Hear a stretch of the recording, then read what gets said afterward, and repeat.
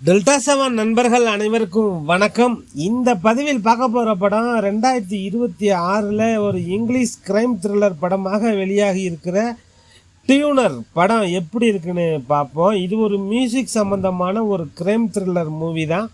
இந்த படத்தோட கதையை பற்றி பார்த்தோம்னா, படத்தில் கதாநாயகன் பேர் நிக்கி ஒயிட். இவர் ஒரு பியானோ டியூனர். நியூயார்க்லேயே ஹாரி அப்படிங்கிற ஒரு நபர் ஃபேமஸான பியானோ டியூனராக இருக்கார். அவர் நம்ம ஹீரோவோட அப்பாவோட நண்பர். நிக்கியோட அப்பா சின்ன வயசுலேயே இறந்து போனதுனால அப்பாவோட நண்பரான ஹாரியும் அவரோட மனைவியும் ஹீரோ நிக்கியை எடுத்து வளர்க்குறாங்க. ஒரு கார்டியன் மாதிரி அவங்க சொந்த மகன் போலவே வளர்க்குறாங்க. அம்மா அப்பா இருந்தால் எப்படி பார்த்துப்பாங்களோ அதேமாரி பார்த்துக்கிறாங்க ஹாரியை. பியானோ டியூனரான ஹாரி அவர் ஒர்க் பண்ணுறத சின்ன வயசுலேருந்து பார்த்து இவரும் பியானோ டியூனராக மாறி போகிறாரு ஹீரோவும். இவங்க வேலை என்னென்னா, நம்ம ஊர் வீடுகளில் டிவி வாங்கி வச்சுருக்கிற மாதிரி அமெரிக்காவில் பணக்கார வீடுகளில் சர்ச்சில் பியானோ வச்சுருப்பாங்க. பொழுது போகலைன்னா மியூசிக் டைரக்டராக மாறுவாங்க. அதே மாதிரி சவுண்ட் டிபார்ட்மெண்ட்டு இசை கற்றுத்தர்ற பள்ளிக்கூடம் இருக்கும், நிறைய இருக்கும் இசை கற்றுத்தர்ற ஸ்கூலு. இவங்க வேலையே பியானோ சவுண்டை கரெக்ட் பண்ணுறது. சவுண்டு சரியில்லைன்னா கூப்பிடுவாங்க. நம்ம ஹீரோ நிக்கி போய் பார்த்து பியானோவை டியூன் போட்டு கரெக்டாக டியூன் பண்ணி கொடுப்பாரு, ரெடி பண்ணி கொடுப்பாரு. பியானோ மெக்கானிக் தான் ஹீரோ.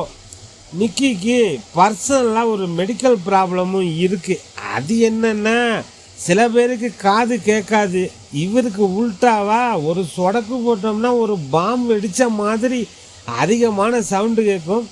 ஒரு குண்டூசியை எடுத்து டேபிள் மீது போட்டால் கூட இவர் காதில் கடப்பாறையை தூக்கி போட்ட மாதிரி சத்தம் கேட்கும். இப்படி ஒரு வித்தியாசமான வியாதியோடு தான் லைஃப்பை லீடு பண்ணுறாரு.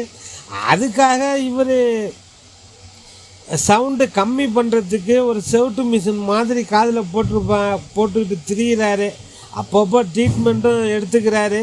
நிக்கி சின்ன வயசுலேயே ஒரு பிரமாதமான பியானோ பிளேயர் தான் நம்ம ஹீரோ. ஒரு பியானிஸ்ட்டு தான். ஆனால் சமீப காலமாக இந்த சவுண்டு பிரச்சனையினால பியானோ வாசிக்கிறதே இல்லை. இந்த மெடிக்கல் ப்ராப்ளத்தினால ஏகப்பட்ட மெடிக்கல் எக்யூப்மெண்ட்ஸு ஹெட்செட்லாம் போட்டுக்கிட்டு தான் பியானோ சவுண்டெல்லாம் சரி பண்ணி கொடுக்குறாரு. மாமாவான ஹாரிக்கும் வயசாகிட்டு, அதனால் இவரே எல்லா வேலையும் பார்க்குறாரு ஹீரோ. ஒரு இசைப்பள்ளி ஆடிட்டோரியத்தில் பியானோ சவுண்டு சரியில்லைன்னு கூப்பிடுறாங்க. சரி பண்ணுறதுக்காக போகிறாரு. அங்கே தான் கதாநாயகியை பார்க்குறாரு. அவங்க பேர் ரூதி. அவங்க இசை கற்றுக்கொள்கிற ஆர்வம் உள்ள ஒரு மாணவியாக இருக்காங்க.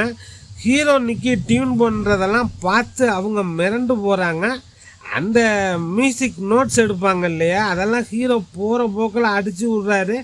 நிக்கியை கன்ஃபியூஸ் பண்ணணும்னு அவங்க ஹீரோயின் பியானோவை வேகமாக தடன்னு வாசிக்க, அதையும் ஹீரோ நிக்கி பொறுமையாக நிதானமாக நோட்ஸ் கொடுக்குறாரு.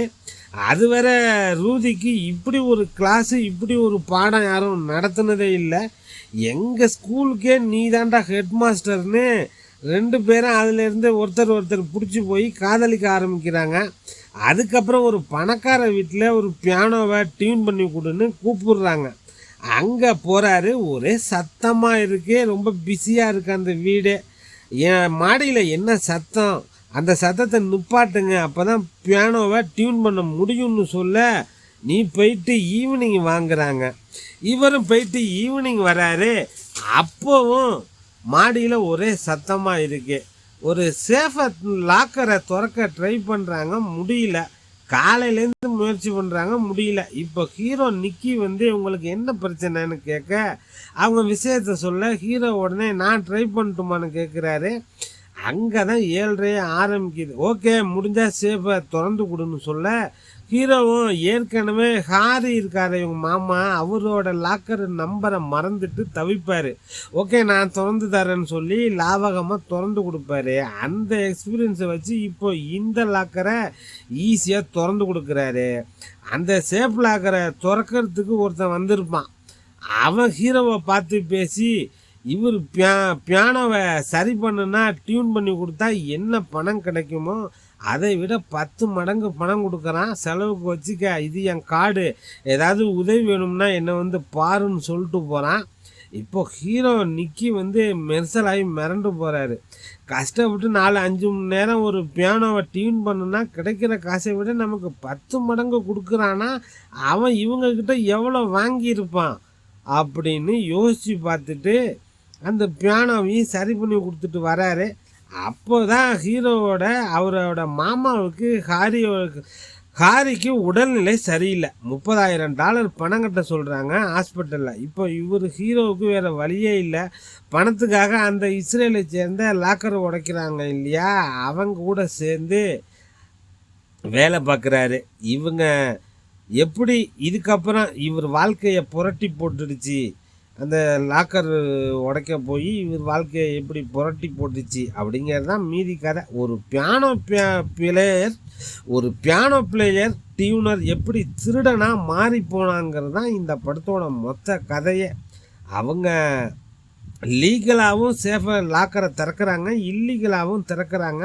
அவங்க கூட சேர்ந்து அதுவரை அமைதியான வாழ்க்கை வாழ்ந்து கொண்டிருந்த நிக்கியோட வாழ்க்கை எப்படி நாசமாயிட்டு அப்படிங்கிறது தான் மீதி கதை. முதல் பாதி நிதானமாகவும் பிற்பாதி செகண்டாக பரபரப்பாகவும் போகுது. இந்த படத்தோட இயக்குனர் டேனியல் ரோகர் அவர் தான் வந்து டைரக்ட் பண்ணியிருக்காரு. நடிகர்கள் லியோ உட்டால், டஸ்டின் ஹாப்மேன், ஹவானா ரோஸ்லியூ, டோவா பெல்ட்சி, லியோ ராஸ் மற்றும் பலர் இணைந்து நடிச்சிருக்காங்க. பார்க்கணுன்னு நினைக்கிறவங்க பாருங்கள். டெல்டா 7 நண்பர்களுக்கு நன்றிகள் பல.